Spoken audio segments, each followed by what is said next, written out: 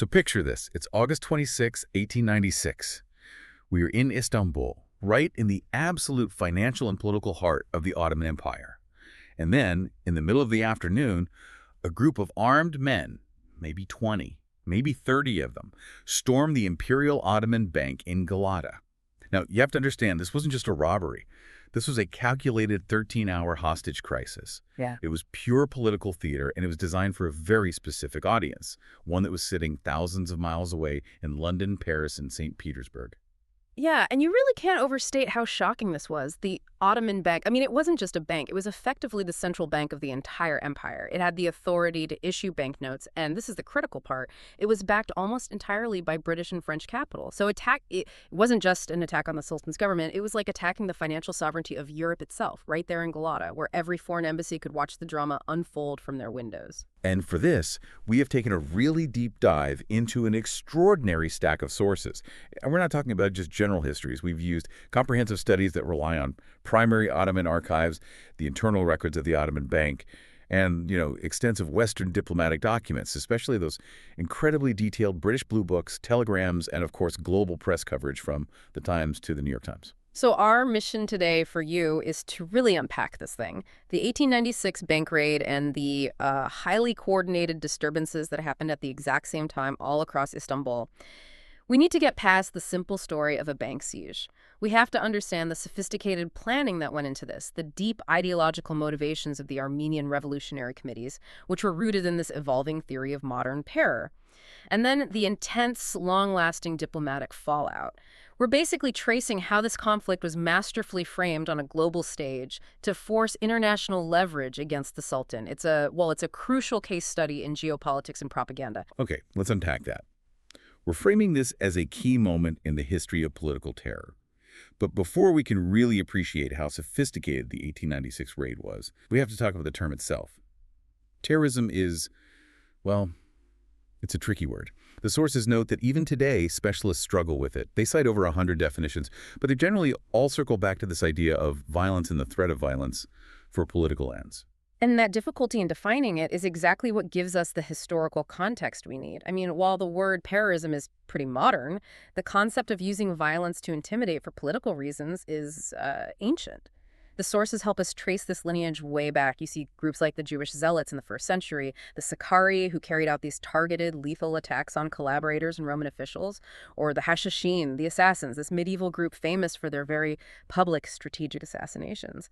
Right, but those older groups, the Zealots, the Assassins, or even, the thugs in India who were responsible for a staggering number of deaths, they were challenging authority, sure, but there feels like a huge conceptual leap between what they were doing and what happened in Istanbul. They weren't necessarily looking for that same global media reaction. Exactly. That's the key difference. The real conceptual shift toward modern terror, the kind that absolutely relies on publicity and international reaction, that really starts with the French Revolution.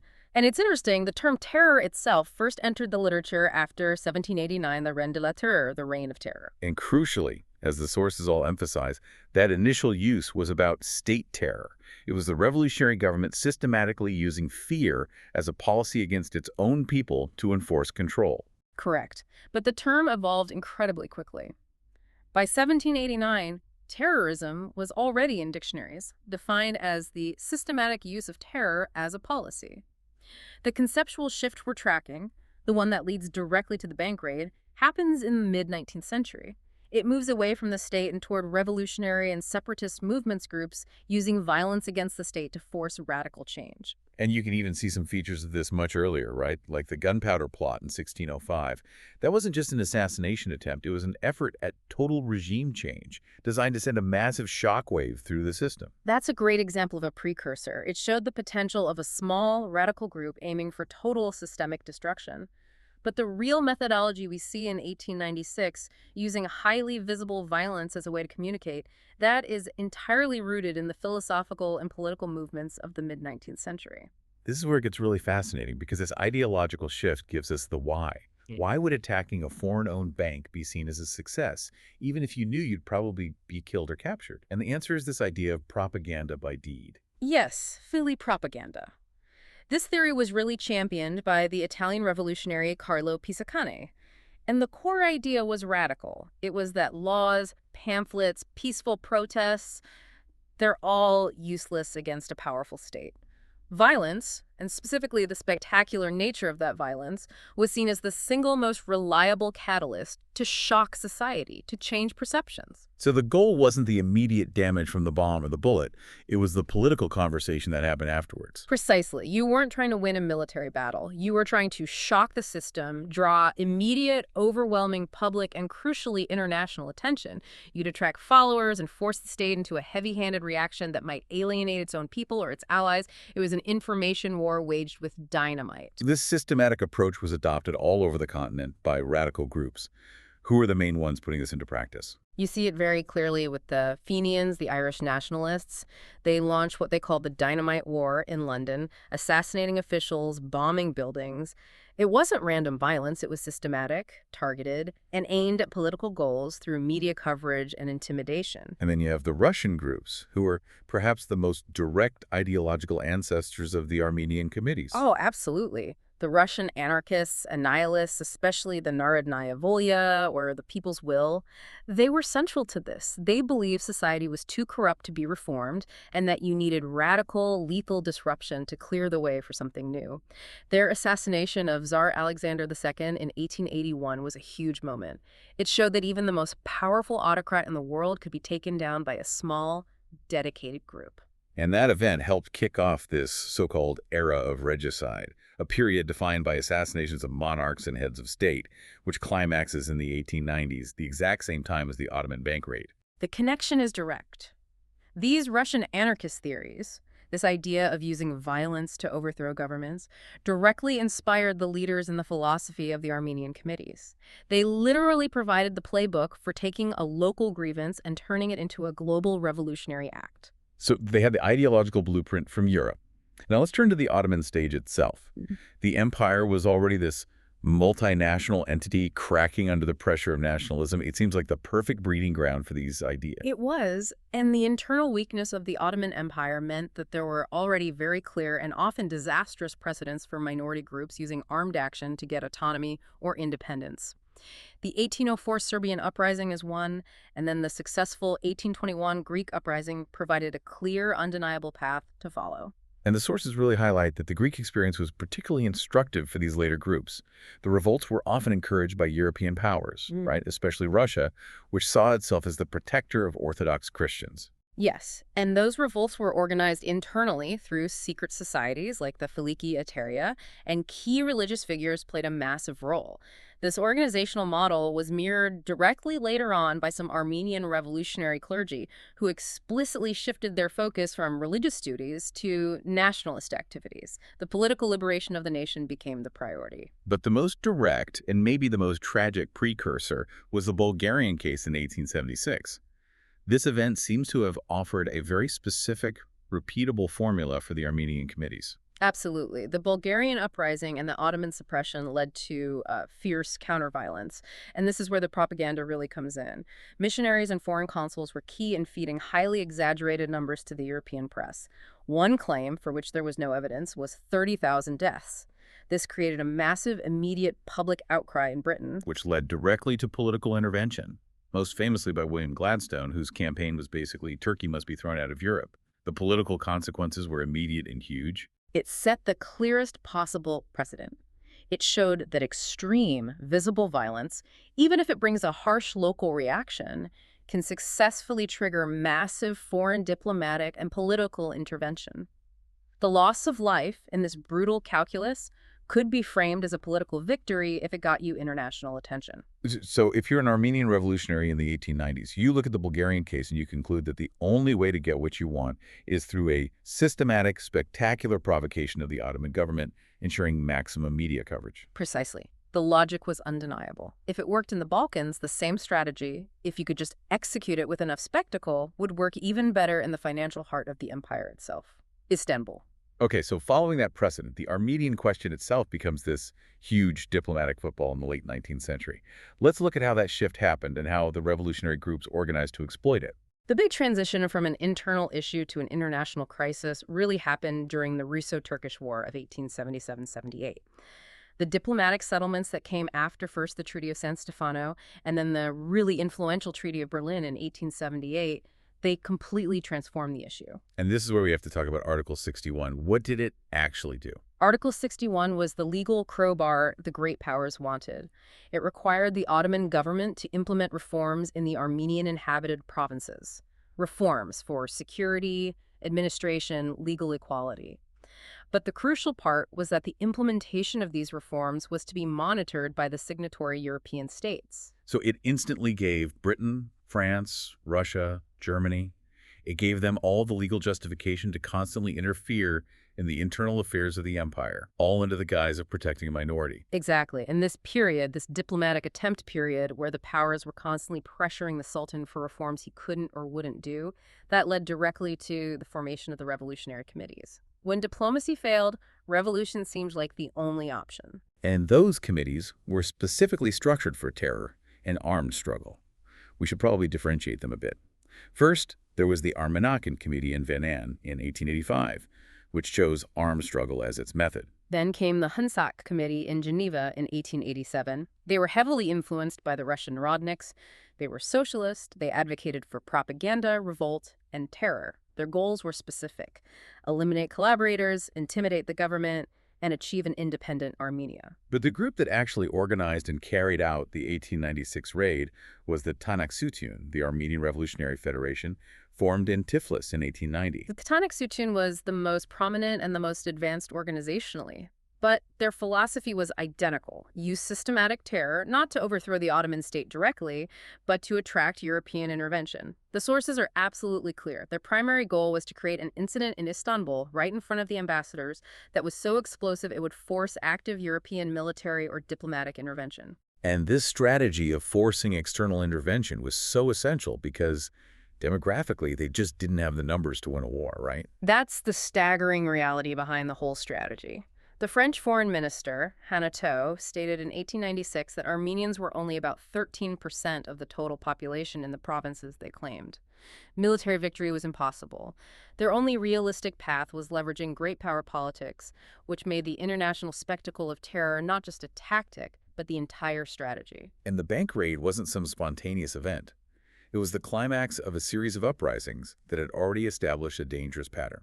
We're talking about Erzurum in 1890, Kumkapi in 1890, Sassoon in 1894, and Zaytun in 1895. And every single one of those shared the exact same goal: provoke a reaction to get European attention. And here's the key disturbing pattern the archives reveal, a pattern that must have fueled the confidence of the 1896 commandos. The leaders of the Sassoon and Zaytun uprisings, men like Hamparsan Boyashian and Agassi, were consistently not punished by the Ottomans. Instead, they were rescued by diplomatic intervention from foreign consuls and ambassadors and just sent abroad. They were evacuated, given safe passage, and sometimes, the sources note, they even had their travel expenses paid by foreign governments. I mean, think about the message that sends. It creates this perverse but very clear feedback loop. Initiate terror, cause chaos, and Europe will become your shield. The committees got this message loud and clear. Escalate the violence, and international protection is guaranteed. So by 1896, they had to raise the stakes. A small regional revolt wasn't going to cut it anymore.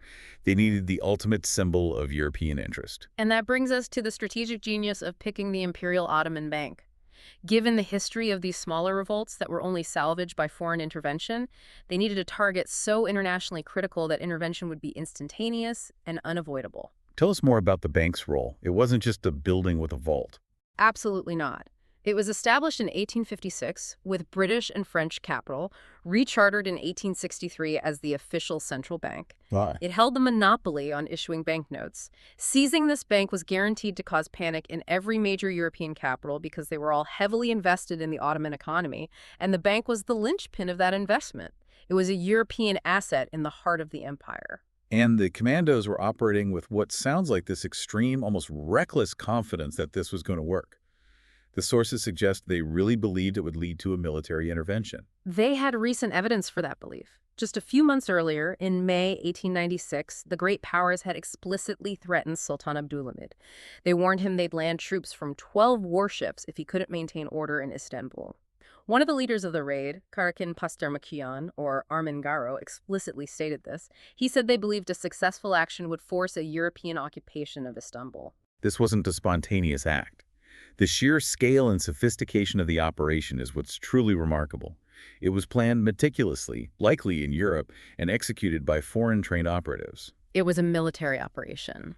The leadership consisted of 3 Russian-origin commandos who came specifically for this: Popkin Suni, Armin Garo, and Haras.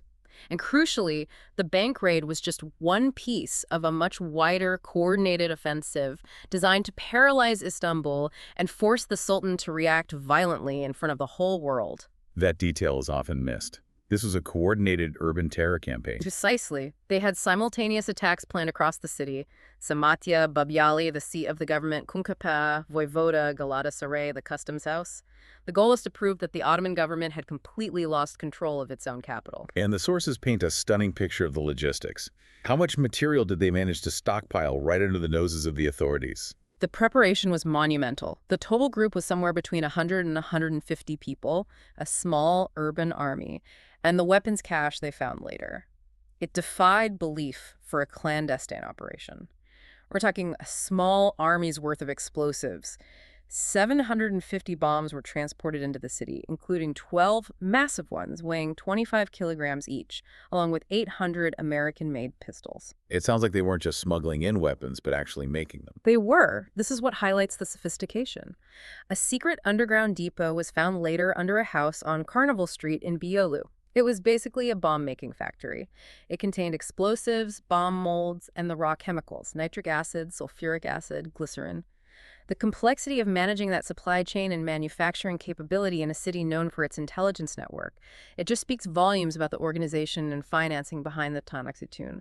The scale of it confirms the raid was the result of years of preparation. So as we get to the day of the raid, it's clear the committees weren't leaving the narrative to chance. Before any bombs went off, they made sure the political stage was set for their international audience. Absolutely. This was crucial for controlling the reaction. They made a habit of sending memorandums, or mutiralar, to European ambassadors beforehand. The purpose was to establish their narrative that they were acting out of necessity and to shift all the blame onto the Ottoman government. What did those warnings actually say? A memorandum sent on July 8, 1896, explicitly warned of serious action if their demands for reform weren't met. They stressed their determination to be free from Turkish tyranny.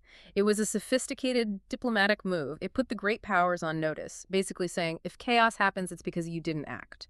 And they also tried to manage how the local population would see it, right? Yes. They published an open letter to Muslims claiming their fight was only against the tyrannical government, not against them. But the sincerity of that is, well, it's strongly questioned in the sources, given the planning for simultaneous attacks on public places and the fact that they immediately started throwing bombs at ordinary passersby. So the moment of truth arrives around 1 p.m. on August 26th. Armin Garo gives the signal.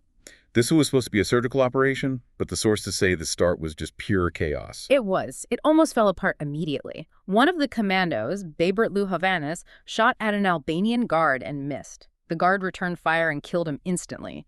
And even more devastatingly for the mission, Popkin Suni, who was the main leader, the brains behind the operation, was killed right at the entrance when a bomb he was carrying exploded prematurely. That must have created just immense confusion, but somehow Armin Garo manages to take command. What does he do first? He immediately focuses on the hostages. That was their leverage. He gathers about 150 bank staff, mostly Europeans, into a large hall on the second floor. What was the atmosphere like inside the bank?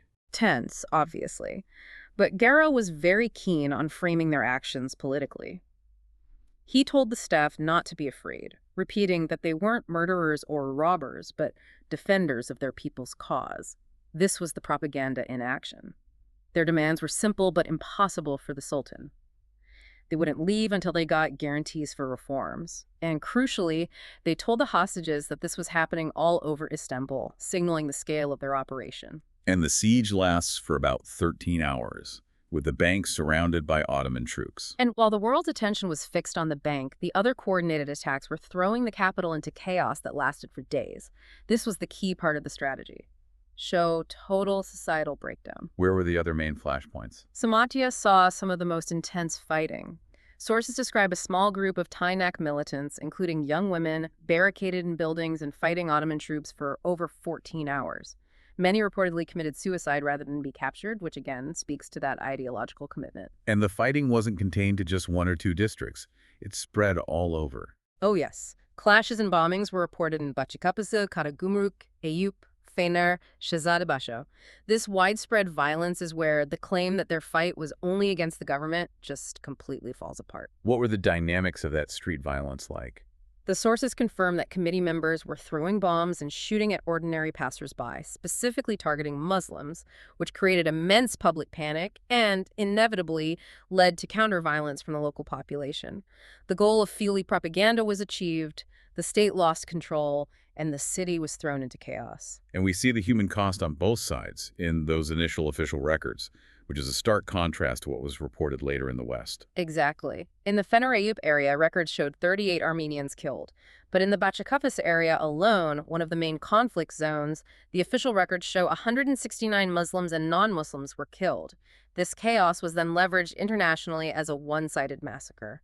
So the moment the siege begins, the clock is ticking, not just for the hostages, but for the Ottoman Empire's entire relationship with Europe. They couldn't just storm the bank. No, absolutely not. Not with all that European capital and personnel inside. So immediate diplomatic intervention was the only option. The negotiation was this intense drama. The key players were M. Maximov, the first translator of the Russian embassy, and Edgar Vincent, the director general of the Ottoman Bank itself. Maximov's involvement makes sense, given Russia's role.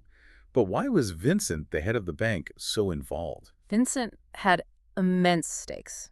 He was responsible for the bank's stability and the safety of his staff. His calm, business-like approach was critical. The commandos, meanwhile, realized the citywide uprising wasn't happening, so their goal shifted from regime change to securing their own escape with international protection. So they agree to leave, but only with a guarantee of safe passage. How was that actually executed? The evacuation is a textbook case of successful political leveraging. The 17 remaining commandos were evacuated on a French steamer, the Gironde, under the direct personal protection of both Maximov and Vincent, and they were sent to Marseille. They had literally used the bank and its European staff as a diplomatic shield to get away. And then there's that incredible, almost theatrical detail about their weapons. It's the ultimate statement of their success. Armin Guerreau refused to surrender their weapons, claiming they belonged to the Tanakh Committee and that they weren't common criminals. So Maximov, needing a way out, brokers this stunning compromise with the very man whose bank was just attacked. The bank director, Edgar Vincent, bought the weapons from them. Yes. Vincent, on behalf of the bank, purchased the bombs and pistols used to seize his own institution for 5 gold liras each. That money was then transferred to the Tanakh Committee. It's an absurd detail, but it speaks volumes. The bank literally paid the terrorists' expenses to guarantee a peaceful resolution. Once they were safely on that French ship, they must have felt like they'd won. But France wasn't exactly rolling out the red carpet for them in Marseille. No, the French government was in a bind. While there was public sympathy for the Armenian cause, they couldn't be seen as harboring bomb-throwing terrorists. So the 17 commandos were immediately arrested and sent to St. Pierre prison. But, and this is critical, they were treated as political prisoners, not common criminals, which immediately complicated any Ottoman efforts to get them back. The French interrogated them, but quickly decided they were a diplomatic headache they just didn't want. Right. So the French government basically asked them, where do you want to go? And then, astoundingly, covered their travel expenses. 15 of them chose New York. And the 2 leaders, Armand Guerreau and Hoss. They chose Geneva, intending to finish the university studies they had interrupted to go lead the raid. But the Ottoman government, unable to touch them, just implemented this relentless surveillance. How detailed was it? Meticulous. The Ottomans had demanded photos of the commandos, which the French refused. But Ottoman intelligence tracked Guerreau and Hoss in Geneva for years. The archives have their addresses, the names of people they met. Guerreau himself eventually finished his doctorate in chemistry in 1900. It just shows that the raid, while dangerous, was just a successful pause in his revolutionary and academic career, all thanks to that diplomatic immunity. Okay, so the raid achieved its main goal. It generated intense foreign attention. But the event's legacy is really tied up in what happened next, the battle over the narrative. And that battle focused intensely on the casualty count. This war of the numbers is maybe the most significant takeaway for understanding 19th century information warfare. It created the moral justification for constant foreign interference. The single biggest controversy was the death toll. And the sources show this astronomical gap between the official Ottoman findings and the numbers that just exploded in the Western press. The official investigations were completely ignored. Western sources and Armenian publications immediately and intentionally inflated the numbers. Diplomatic telegrams from the British, German, and French embassies cited moderate estimates of 5,000 to 8,000 killed. And those are the official diplomatic cables. What about the popular press? The newspapers and pamphlets went even higher. They cited figures between 4,000 and 10,000, with some claims going as high as 30,000 killed. The event was universally labeled the Istanbul Massacres. And that one word, massacres, was incredibly powerful. It instantly framed the entire event. But the official Ottoman findings offer such a sharp contrast. They do. Official records from the Bachakapia district, a major conflict zone, counted 169 dead, including both Muslims and non-Muslims. But foreign reporting just assumed any death was a Christian victim of Ottoman policy, ignoring the fact that the terror campaign had initially targeted everyone, leading to the spontaneous counter-violence. The sheer scale of the inflated numbers guaranteed the international outcry they wanted. This was a full-on propaganda war fought in newspapers across the world, and the committees were winning. What narrative did they successfully push? The pro-committee narrative was hugely successful. European newspapers like Vienna's Free Press and Berliner Tageblatt praised the Tanakh revolutionists for their political purity. They were celebrated for their honesty, the fact they didn't rob the vault, and for their unequaled courage. That's an incredible pivot. They turned an act of terror into a demonstration of moral superiority. Exactly. A doctor who sailed with them on the Gironde even sent favorable comments to a Belgian newspaper, cementing their image. They were cast not as bomb throwers, but as courageous political prisoners. This narrative success was the ultimate proof that the terror strategy had worked. Meanwhile, the Ottoman government was trying to play defense against the tsunami of negative press. And their strategy was really limited. Their own newspapers were heavily censored, so they had no credibility. They started paying heavily to publish counter-reports abroad. One Ottoman official noted with frustration that a single, well-placed article in the Washington Post was more effective than spending thousands of dollars on other efforts. But even within Europe, there were some critiques of the diplomatic response. A few, yes. Some voices in Istanbul, like in the paper Serveti Funun, openly criticized the European diplomats. They asked why the ambassadors were focused on protecting the commandos, who they called cannibals, instead of their own citizens caught in the chaos. But these were small voices against a tidal wave of anti-Ottoman sentiment.